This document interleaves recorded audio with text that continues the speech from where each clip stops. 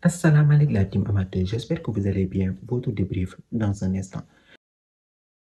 Le FC Barcelone aujourd'hui qui se fait écraser sur la pelouse du FC Séville sur le score de 4 buts à 1.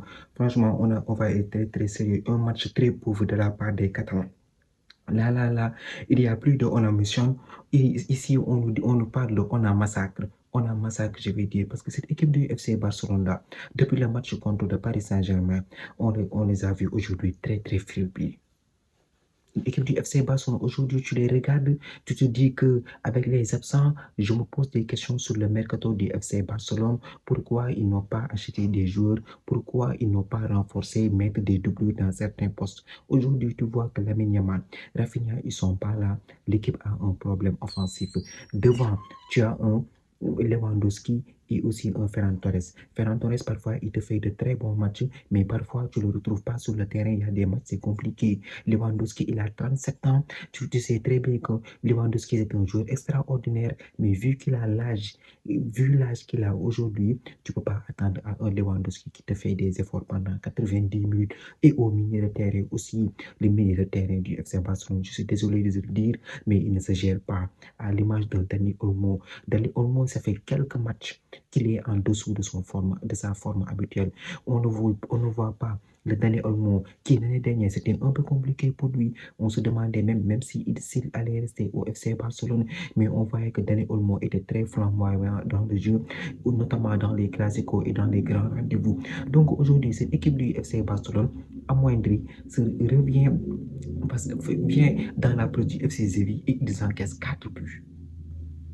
Ils encaissent 4 buts. Tu regardes l'équipe, tu ne comprends pas. Tu ne comprends pas en défense. Araujo, encore une fois, Araujo, qu'est-ce qu'il nous fait pendant les matchs?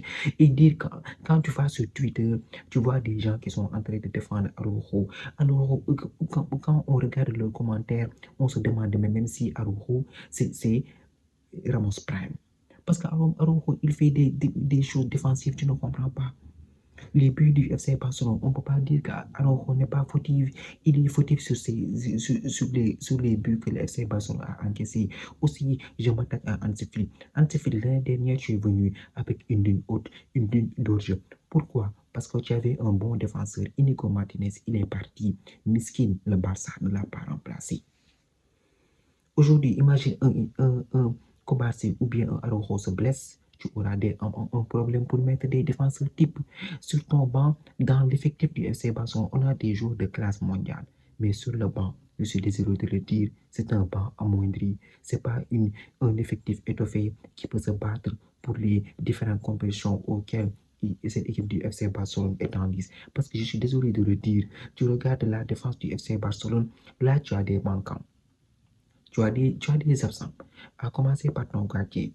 Même si ce n'est pas un absent majeur, mais en attaque c'est pauvre. Tu n'arrives pas à marquer des buts parce que l'absence de Rafinha s'est fait ressentir aujourd'hui sur ce match face à Séville et aussi un aménagement sur le côté gauche, sur le côté droit, pardon.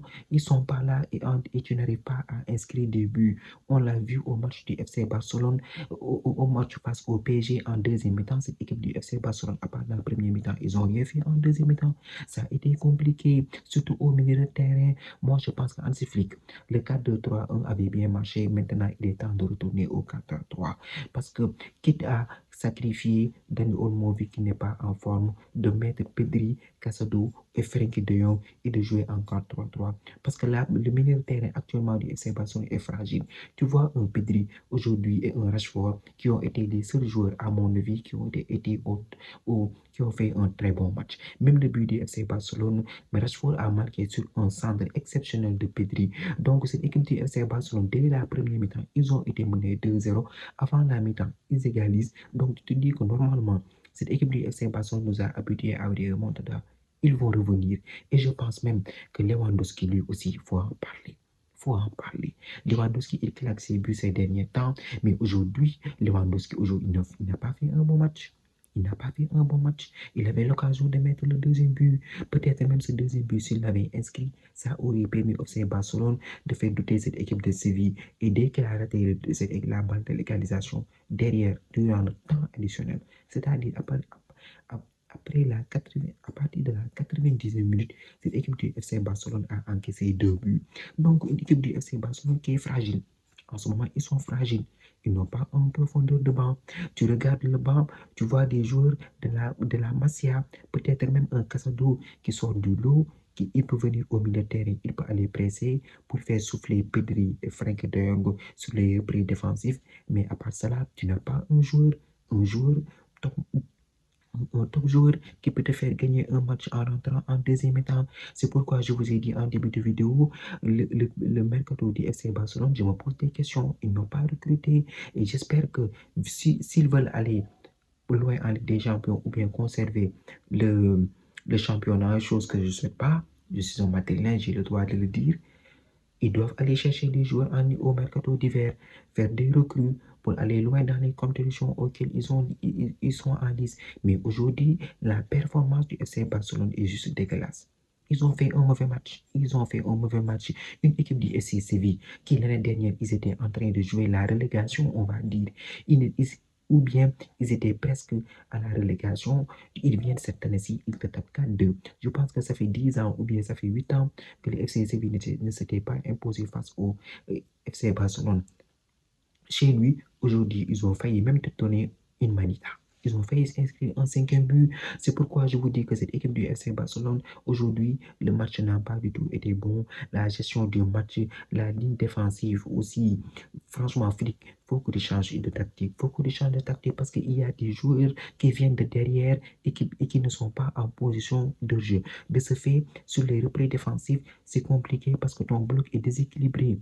On l'a vu au match contre le PSG, dès que les latéraux Achraf Hakimi et Mendes dépendent dans la profondeur, c'est compliqué pour tes joueurs de revenir. De ce fait, tu as pris un deuxième but parce que Gonzalo Ramos a marqué. On a vu des Brahim Mbaye en train de déstabiliser la défense. En ce moment, au FC Barcelone avec les absents, la défense, il faut se poser des questions. Peut-être que Christensen et Casado sur le banc, mais à part ça, il n'y a rien.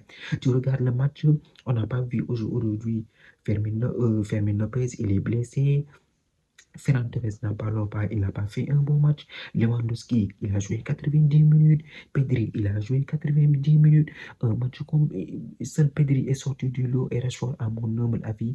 Mais à part ça, le reste, dire qu'il y a des gens qui défendent Casado, Wojtek Szczesny aussi, son match n'a pas du tout été bon. Voilà, Balde qui revient de blessure, il n'est pas encore dans le rythme. Lui aussi, dès que les latéraux du FC Barcelone montent, tu vois les transitions défensives. Je ne sais pas combien de fois il y a eu des appels sur le dos de la défense du FC Barcelone alors qu'il n'était pas au jeu. Donc franchement, une équipe du FC Barcelone aujourd'hui qui est passée complètement à côté de son match. Ils sont passés, voilà, ils sont tombés dans le piège des Sévilliens, franchement. Félicitations au gardien de l'UFC Séville qui a fait un très bon match d'ailleurs. Et aussi à la défense, on a vu un coup d'aile dès qu'il est rentré en deuxième période. Il a amené du dynamisme, de la projection et de bonnes passes dans la profondeur. Voilà, aujourd'hui, une équipe du FC Barcelone, on le sent, ils sont traumatisés. Ils sont traumatisés. Ils sont traumatisés. Le PSG les a traumatisés. Depuis l'année dernière, on nous disait un Barça PSG ici, un Barça PSG par là. Ils se sont fait taper par le PSG 2 buts à 1. Et aujourd'hui, il n'y a pas de on a méchant, on a massacre. 4 buts à 1. Ils ont failli même prendre une manita. Performance très pauvre, performance, voilà, très surprenante. Heureusement que c'est la crise internationale. C'est la trêve internationale, je parle même de crise. C'est la trêve internationale. Peut-être que Philippe aura des idées claires pour venir, voilà, revenir au prochain match avec de très meilleurs arguments. Le Classico qui approche, tu n'as pas encore Lamine Yamal. Peut-être qu'ils vont récupérer Rafinha. Après la trêve internationale, tu n'as pas un Yamal. Donc, une équipe du FC Barcelone qui est un peu amoindrie. Et voilà, une équipe du Real Madrid, on va dire d'ici le Classico, qui continue de gagner, qui prend même la tête de la Liga aujourd'hui, qui le reprend au FC Barcelone. Un Classico, voilà. On verra ce que ça va donner, mais en tout cas, cette équipe de flics a intérêt à se remettre dans les rails parce que là, de ce que j'ai vu aujourd'hui, ça ne va pas du tout. Franchement, au milieu de terrain, Daniel Olmo, ça a été compliqué, très très compliqué ces temps-ci pour lui. Donc voilà, voilà. Et votre défense aussi, il faut en parler. Araujo, franchement, je préfère même un Christensen en titulaire que de voir Araujo. Et ce qui me fait quand tu parles d'Araujo, il y a des gens qui le défendent. On dirait Maldini Prime ou bien un Pepe Prime. C'est incroyable. La team, c'était tout pour cette vidéo. Merci d'avoir regardé. Merci de partager, de liker et de vous abonner au max. On se donne rendez-vous très prochainement pour une nouvelle vidéo. D'ici là, portez-vous bien.